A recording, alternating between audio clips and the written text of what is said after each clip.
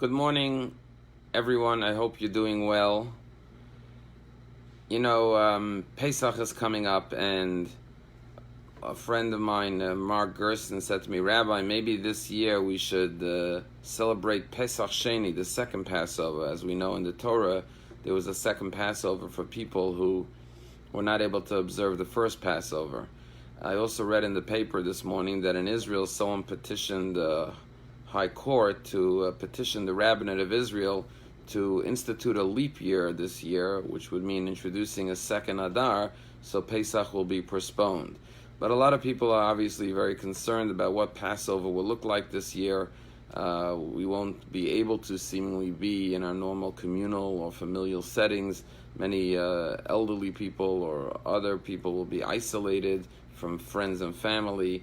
Provisions, getting enough supplies, getting the homes ready for Pesach under the current condition is all going to be very challenging. But I think the timing of this coronavirus with Passover has some very, very powerful lessons.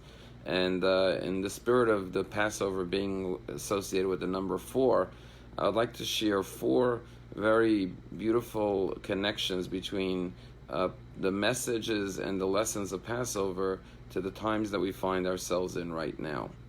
You know, the first challenge that we're all facing is having to be isolated alone in our homes. Actually, we find this in the story of Passover. The holiday is called Passover because God passed over the Jewish homes. On the night of our liberation, God struck all the firstborn in Egypt and told us to bring the Paschal lamb, put the blood on the doorpost, and he will pass over our homes. And God says the plague shall not come into your home, which is what we're all trying to make sure, that the plague doesn't come into our home. But much more than that, the Torah actually says in the portion of Bo, V'atem lo teitzu ish mi pesach beiso ad boker. No one should leave their homes until the morning, is what God told the Jewish people. Stay indoors. Because if you step outside, you may be afflicted or affected by the plague. So the idea of staying indoors and being isolated is very much connected to the theme of Passover. Now, we always have to find the good in everything and the positive in everything, and we may find it challenging to be indoors all the time, day after day. But I want you to think about 2 things. The Lubavitcher Rabbi was once asked by a Holocaust survivor, how could you believe in God after the Holocaust? And the Rebbe responded, the question is not how you can believe in God. The question is, how could you believe in mankind? God didn't build the concentration camps and the crematoriums and the gas chambers. Man did that. So you're asking me how I could believe in God. Who should I put my faith in? Man? How can you believe in mankind when you see what mankind is capable of doing? And I think that's the positive in all of this. We're living in a day and age that we can not only believe in God, but we could believe in mankind. Think about Anne Frank, who spent 761 days hiding in isolation from the Nazis in a little apartment with 8 people, and the size of the apartment was 450 square feet. Now think about ourselves today. No one, God forbid, even thinks we're going to have to spend that kind of time in isolation. And most people aren't living with 8 people and 450 square feet. But most importantly, besides the fact that they didn't have WhatsApp and email and ways of calling each other on the phone and connecting with each other, they lived in a time where they were in hiding, knowing that the world around them was evil and the world around them was trying to kill them and destroy them. They were living in constant fear. We may be isolated, but we're living in a kind, good, benevolent world. We're living in a world where there are doctors and nurses every day risking their lives on the front lines in hospitals and clinics, helping to save lives, where scientists and professors are in laboratories trying to find a cure or a vaccine, where people are reaching out to one another with acts of kindness and love and generosity, We may be in isolation, but we have the peace of mind knowing that there's hope, there's positivity, there's love, there's kindness all around us. And that's the most comforting thought during this time, that everyone is trying to help each other and help the world get out of this crisis. And knowing that we live in a benevolent, kind society like the United States of America or Israel, or wherever we live in the world, is the most comforting and reassuring thing. And unlike the Jews during the time of Passover, who had to stay indoors because the evil of the Egyptian society was around them, their tormentors, their persecutors who had enslaved them and thrown their babies in the Niles, we are living in a country and a world of freedom. And that is the first blessing that we find ourselves in, even in the midst of this crisis. The second connection between Passover and this crisis we're in is Rosh Chodesh. The first commandment God gave the Jewish people is to count the Jewish months based on the lunar calendar and to establish a calendar. And this Wednesday night will be Rosh Chodesh Nisan, the first of the biblical months of the year. And on this Pas Shabbat, we read about the first commandment of HaChodesh. We may have not realized the significance of a Jewish calendar or a calendar in general until now. You know, most of us during our lives are very preoccupied with 1,000,001 things to do. We're running from appointment to appointment, meeting to meeting, conference call to conference call. We have to do this, we have to do that, we have schedules, we have to-do lists, tasks to accomplish, and we keep ourselves very, very, very preoccupied. Suddenly we have an abundance of time. Now the word in Hebrew for time is zman.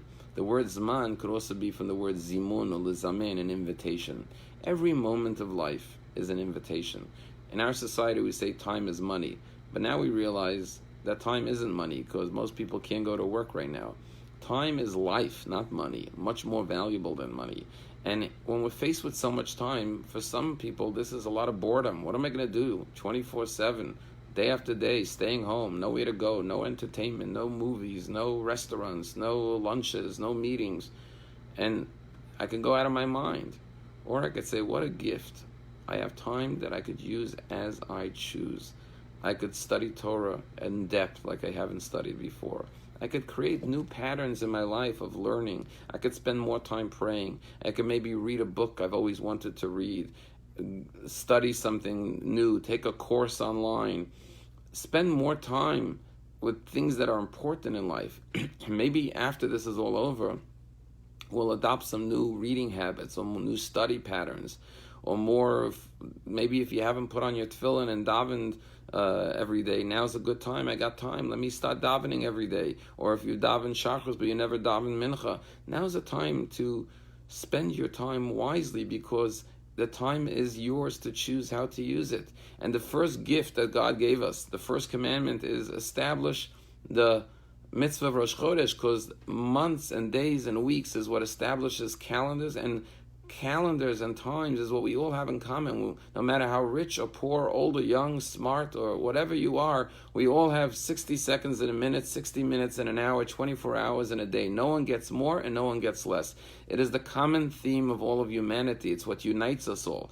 But what we put into our time is a vessel. How we fill that time is the most important lesson of life. And that's why the first commandment is Rosh Chodesh. And so now that we have an abundance of time on our hand, we really have to look at ourselves and say, how do we use our time wisely and properly? The third connection between Passover and the situation we're in now is that the Korban Pesach, the very first commandment to bring the Paschal Lamb, the observance of Passover, the Torah says, "V'yikchu ish sela bayis sela beit avos." Everyone should bring a lamb for their home and eat the Paschal Lamb as a family. The emphasis and the foundational building block of Judaism is the family. Torah doesn't say we should get together as a community to eat the Paschal Lamb. Torah says each home, each family.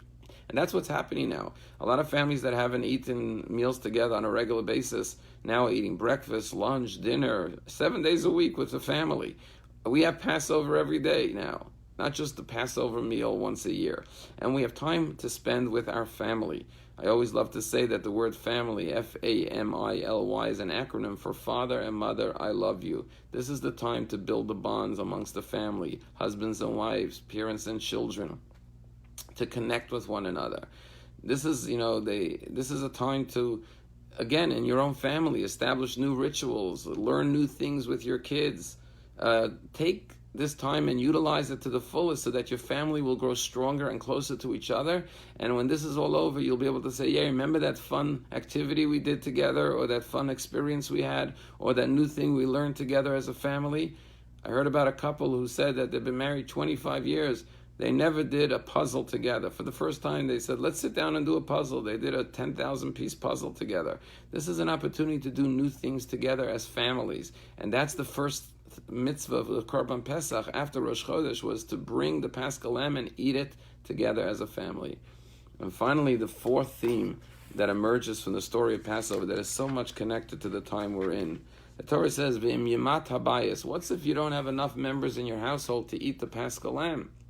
Then it says, V'lakachu Shcheino HaKarev Alav. Go to your neighbor next door, your neighbor next to you, and share the Paschal Lamb with the family next to you. And once again, a very powerful lesson for the times we're in. What the Torah was saying is, if you have a surplus, if you have more resources, you have more meat of the Paschal Lamb than you need for your family, share it with your neighbor. And what a beautiful message for the times we're in right now.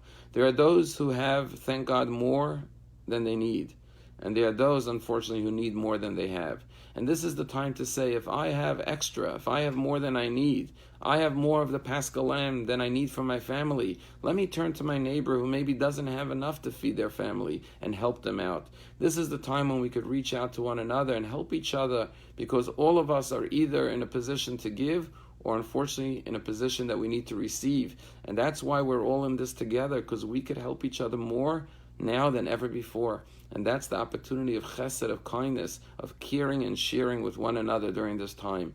And so here we have four beautiful themes of Passover. The first theme is the idea of having to be isolated, but realizing that our isolation is in a time of great kindness and generosity, where the world around us is kind and loving by and large. The second lesson, the lesson of time, the first mitzvah of Rosh Chodesh. The lesson is, utilize your time wisely. Time is not money. Time is much more valuable than money. Don't just spend your time during your life running after making more money. There's more important things to do with your time, and utilize time to your benefit. And don't suffer from boredom. Make sure that you recognize the gift of every moment of life. The third lesson, of course, is the idea of families. The Korban Pesach had to be eaten as a family, connecting with family. And the fourth and final lesson of Korban Pesach is, if you have more meat than you need, share it with your neighbors. Now's the time of so much opportunity for kindness and generosity. Conclude with the story about a company, a big shoe company. I actually heard the story from Morty Brownstein of blessed memory, a dear member of our shul who passed away. He and his brothers have a big shoe company in Montreal, Brown Shoes. And he once told me this story. He said there was a big shoe company, and they decided they wanted to open up franchises of their shoe company out in Africa. So they sent two salesmen to different parts of Africa to scour the territory and see how they could build the factories and companies and shoe stores out in Africa.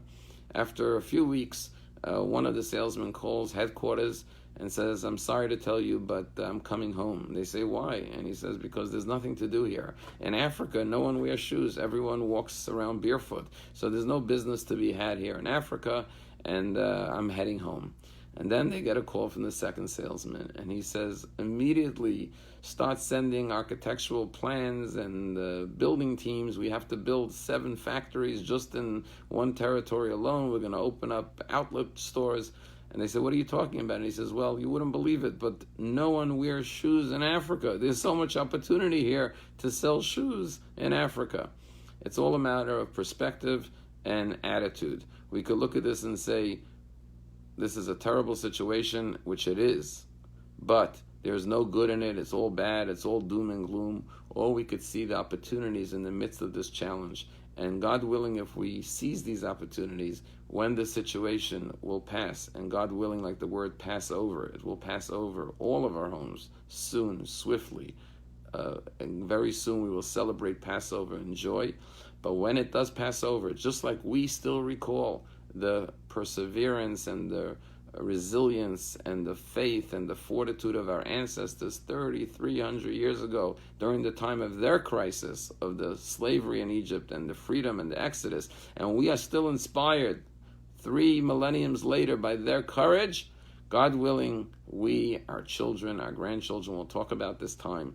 And what they will talk about, what they will recall is all the good, positive lessons and the wonderful opportunities we seized during this time, and the faith and the kindness and the generosity that we showed, not only in God, but faith in mankind as well. And then we will look back at this time fondly. God willing, a cure will come very soon, and no more, God forbid, should be no more illness, no more death, no more tragedy as a result of this.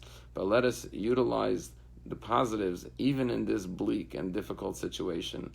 And as when we sit down at the Seder and we say Ma nishtana halayla hazeh, we'll also ask Ma nishtana haPesach hazeh. How is this Passover different than all other Passovers? How is Passover 2020 different than any other Passover that any of us could ever remember, and most probably that we'll ever experience again? And let us hope that we have some good answers, positive answers to that question on the night of Seder.